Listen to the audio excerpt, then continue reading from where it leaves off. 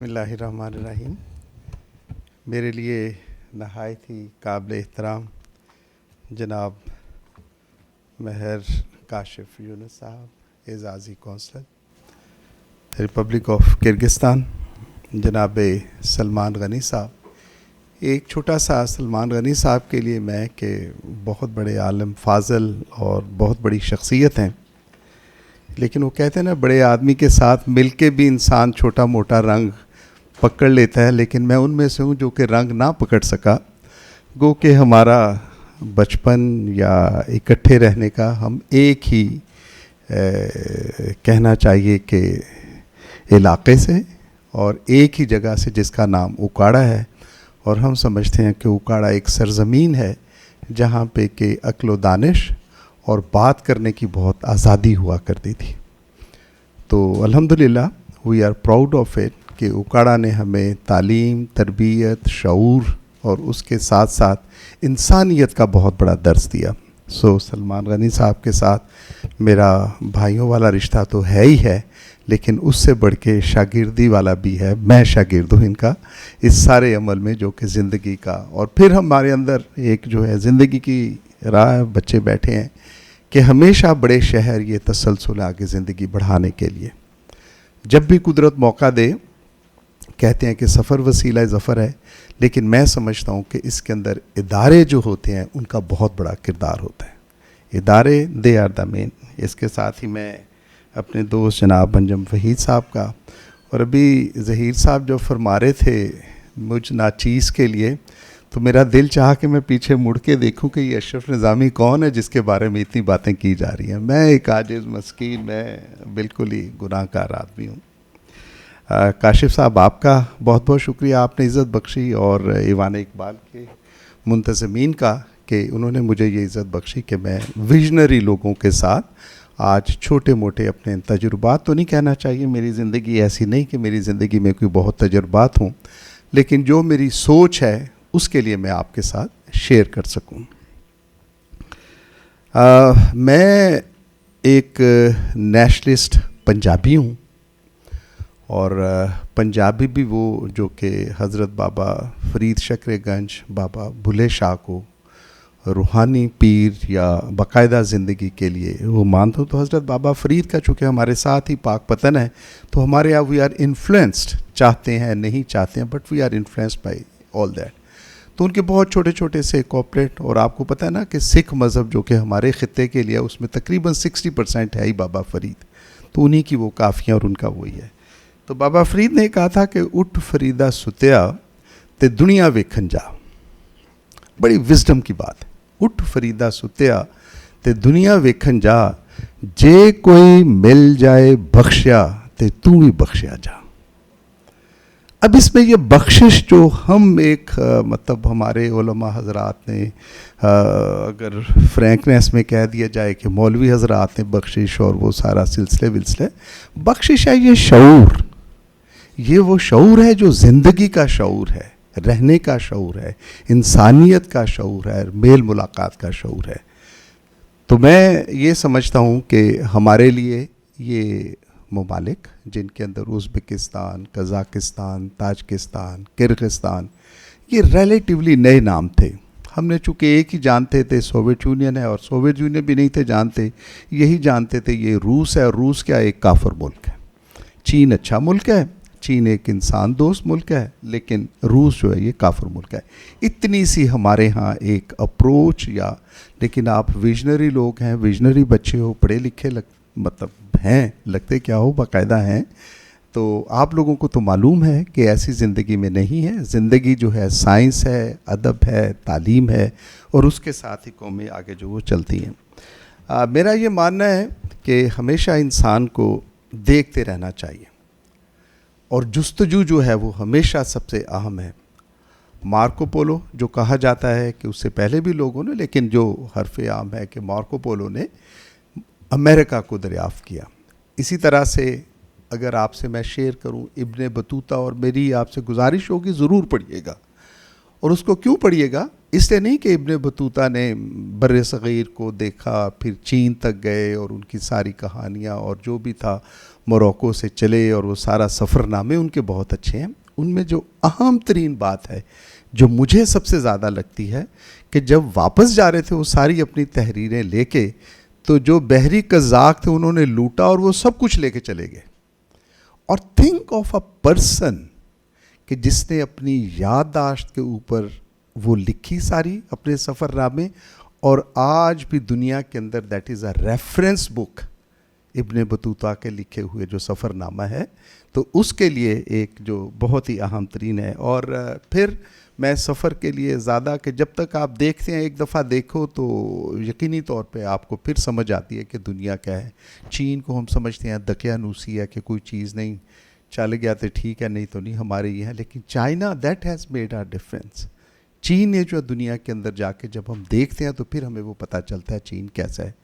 और मेरे लिए ये बड़ा चूँकि छोटा मोटा हस्ब तौफीक सफ़रनामा कि गोंजू यहाँ से लाहौर से फ़्लाइट जाती है, तो नबी अकरम के सहाबा उस वक्त, हमें ये तो मालूम है कि नबी अकरम ने फरमाया था कि इल्म हासिल करो भले आपको चीन जाना पड़े। तो साद बिन अबी वक्कास का रोज़ा मुबारक भी चीन के अंदर है। और उस दौर के अंदर आप देखें कि चीन के अंदर क्या है। अब चीन के अंदर कोई मज़हब तो नहीं पढ़ाया जाता होगा, उस वक्त भी वहाँ पे चीन के अंदर वो फ़लसफ़ा और ये था। बाकी जो मैं समझता हूँ कि सलमान गनी साहब के होते हुए मैं कोई ऐसी बात करूँ, ये गुस्ताखी के ज़ुमरे में ही आ जाएगा और अपने आप को खामखा दानश्वर गर्दाने की बातें, तो मैं उसमें तो नहीं चाहूँगा तफसील। लेकिन छोटा मोटा किर्गिस्तान के बारे में आपसे चीज़ें मैं शेयर करना चाहूँगा। जैसे अभी ज़हीर साहब ने फरमाया कि किर्गिस्तान का तराना ऐसा कि तराने के अंदर ये रेवोल्यूशनरी और ये सारी चीज़ें उनके मौजूद हैं। पाकिस्तान और किर्गिस्तान में एक चीज़ गालिबन कॉमन है कि ये दोनों तराने बाद में लिखे गए। अमूमन दुनिया के अंदर तराने वो होते हैं जब वो जिद्दोजहद करते हैं, और जिद्दोजहद के अंदर जो पॉपुलर उनके गीत होते हैं या जो उनके स्लोगन्स के साथ आता है वही उनका कौमी तराना बन जाता है। लेकिन किर्गिस्तान और पाकिस्तान का भी आपको मालूम है कि अबुल असर हफीज़ जालंधरी साहब ने तराना जो था, ये जो कि फ़ारसी के अंदर ये सारा हमारा तराना, तो ये भी बाद में। सो किर्गिज़ और पाकिस्तान के अंदर ये भी हमारे अंदर कदर मुश्तरक है कि जो हूँ मैं चंद चीज़ें आपके साथ शेयर करूँगा। किर्गिस्तान, हम समझते हैं कि किर्गिस्तान अलग है, किर्गिस्तान अलग नहीं है। आल्दो कि हम उनके साथ बॉर्डर शेयर नहीं करते, लेकिन तारीख़ी एतबार से जो ये शाहराए रेशम या शाहराए कराकरम जिसको कहा जाता है, ये जाते हुए कि पहाड़ों के ऊपर अभी भी वो कच्चे रास्ते मौजूद हैं जो कि सदियों पुराने। एक तो हमारा समझ लें कि हम यही समझते हैं कि पोस्ट इस्लाम एरा ही हम दुनिया को देखने की एक ख़ास हमारी नज़र है, लेकिन प्री इस्लाम भी जो था ये सारी चीज़ें। और उसके साथ क्या था, उसके अंदर ये था कि अगर बुद्धिज़्म को देखा जाए, हो सकता है कि दूसरी तरफ से बुद्धिज़्म जो है चाइना के अंदर आया हो, लेकिन ये एक अजीम रास्ता था जो कि गिलगित बल्तिस्तान और इसके साथ होता हुआ ताजिकिस्तान और इसकी पहाड़ियों से आगे जाके फिर ये जो मिलता है किर्गिस्तान के साथ, और फिर आगे चीन और फिर रशिया और ये सारी स्टेट्स के साथ वो चलता है। उनमें से क्या है, किर्गिस्तान की क्यों अहमियत आ जाती है, इसका एक शहर है ओश। आई एम श्योर कि मार साहब इसके बारे में यकीनी तौर पे उनका ज़्यादा इल्म है। तो ओश वाज द सिटी कि जहाँ से सेंट्रल एशिया के लिए ताशकंद, रूस के लिए और चीन के लिए रास्ते निकलते थे, जो कि तिजारत, और तिजारत ही नहीं थी बल्कि साइंस, टेक्नोलॉजी, अदब और ये सारे जो तालीमी थे वो उनका साथ वो सिलसिला कार चलता था। दो चीज़ें मेरे अजीज़ों मैं आपसे ज़िम्नन थोड़ा सा, ताकि पता होना चाहिए कि मुल्क अगर किर्गिस्तान है तो क्या है। किर्गिस्तान के साथ एक तो हमारी ये है कि जो हमारा ये गिलगित बल्तिस्तान, इस इलाके के लोग और किर्गिज़ लोग, इनके जेनेटिकली हैज़ बिन सीन कि इनके कबाइल के अंदर मुमासलत है। तो वो जो माइग्रेशन करते थे, जो हिजरत करते थे, या जिनको हम खाना बदोश कह देते हैं, सेटल्ड और अनसेटल्ड, तो वो लोगों का मेल मिलाप और उनके साथ वो बाकायदा तौर पे मौजूद था। तो ये जो पहाड़ियाँ, उनका रहन सहन अगर देखा हो किर्गिस्तान के बारे में आप पाए हैं तो आपने यकीनी तौर पे एक वो पिंडोल सा गोल सा बना लेते हैं जहाँ रहने के लिए होता है। इसी तरह से उन हमारे इलाकों के अंदर भी जाएँ तो वहाँ का भी तमद्दुन इसी किस्म का है, फिर कल्चर भी वैसा ही है तकरीबन जैसा कि किर्गिस्तान के साथ होगा। میں ایک عرض کروں آپ سے اجازت چاہوں گا، اس کے ساتھ یہ تھوڑی سی دو چیزیں میں آپ سے ایک شیئر کروں گا کرغزستان کے بارے میں. ایک وہاں پہ جھیل ہے دنیا کی دوسری بڑی جھیل ہے جو کہ کم نمکین والی، اس کا نام ہے اسیکول. یہ جھیل دنیا میں دوسری بڑی جھیل ہے، نمک اس میں ہے لیکن نمک بہت کم ہے، اور اس کو گرم پانی کی جھیل کہا جاتا ہے اگر اسیکول کا کرغز زبان سے ترجمہ کیا جائے. اور اس میں سے کیا ہے کہ اس کے ساتھ بلند چوٹیاں، اور غالباً کوئی 18,000 یا 20,000 فٹ کی بلندی کے اوپر یہ جھیل ہے، اور جھیل بہت گہری ہے. پہاڑ جیسا کہ ابھی ترانے کے ساتھ بھی again I refer to Zaheer sahib کے ترجمہ کرتے ہیں کہ اونچے پہاڑ کی بلندیاں اور برف اور وہ سارا، اس کے نیچے اس کا پانی جو ہے وہ کبھی منجمد نہیں ہوتا. لائک وائز جیسے بلیک سی کا پانی، چونکہ اس کے اندر قدرت نے نمک رکھا ہے، نمک ہے لیکن ایسا نمک نہیں ہے جو کہ سمندر کے ساتھ ہوتا ہے، دیٹ از بیئریبل. اس کے ساتھ پھر بہت سی چیزیں ہیں، یقینی طور پہ ٹورزم اور وہ چیزیں لگی ہوئی ہیں اور وہ سارا ان کے ساتھ ہے. سیکنڈ چیز جو ویری امپورٹنٹ، میں چھوٹا موٹا ڈاکٹر ہوں تو اس حوالے سے وہاں پہ ہمارے ہاں تو گھوڑے کے لیے کہتے ہیں نا کہ جب بہت مجبوری ہو تو ذبح کر کے کھا لو، ادروائز ممانعت ہے اسلامک ہمارے اس کے ساتھ.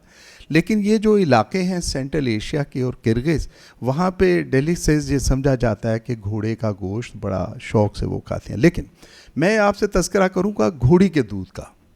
گھوڑی کا دودھ وہاں پہ، اور بہت عرصے سے وہاں پہ یہ تھا، یہ صحت کے لیے بالخصوص معدے اور آنتڑیوں کے امراض اور جو چیسٹ ہے لنگس کے لیے، اس کے علاج کی خاطر وہ سمجھا جاتا ہے کہ گھوڑی کا دودھ بہت اچھا ہے. اور ہوتا کیسے ہے، اس کے اندر کوئی 3% جو کہتے ہیں کہ الکوہلک وہ ہوتی ہے جو کہ قدرت کی طرف سے، جیسے ہمارے یہاں لسی کے اندر ہوتا ہے.